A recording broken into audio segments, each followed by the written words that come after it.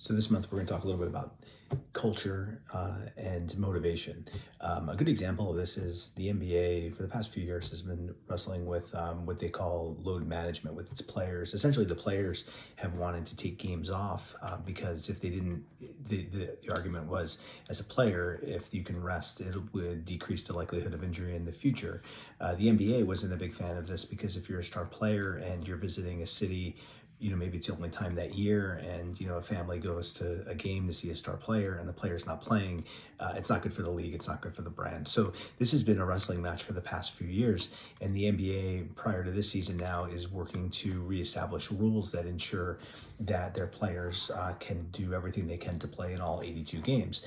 And what was interesting is that the executive vice president of basketball operations, Joe Dumars, made a statement, and he said, obviously everyone's not going to play 82 games, but everyone should want to play 82 games. And that's the culture we're trying to reestablish right now. And I thought it was really interesting. So you have a professional league with a full season where the EVP of basketball operations is saying our players don't want to play a full season.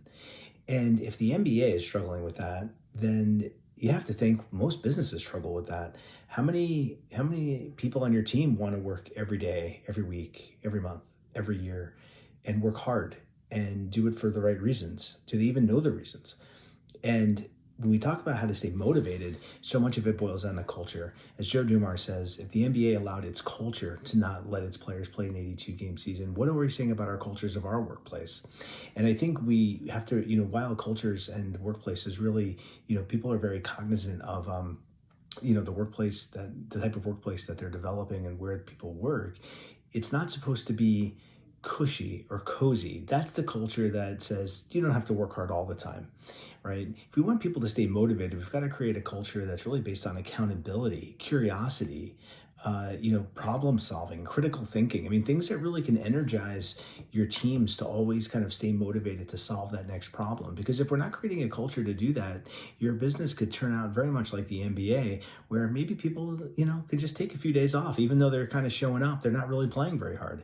And that's not a formula for success for a business. And the NBA has recognized it's certainly not a formula for success for them. So as we think about how do we help our team stay motivated, we've got to think about our culture and what kind of culture have we created that's really going to support the ability for the individuals to thrive and be successful, and then obviously by extension allow the business to be as well. If you have any questions, please reach out. You can email me arusso@reliablecoachingandstrategy.com.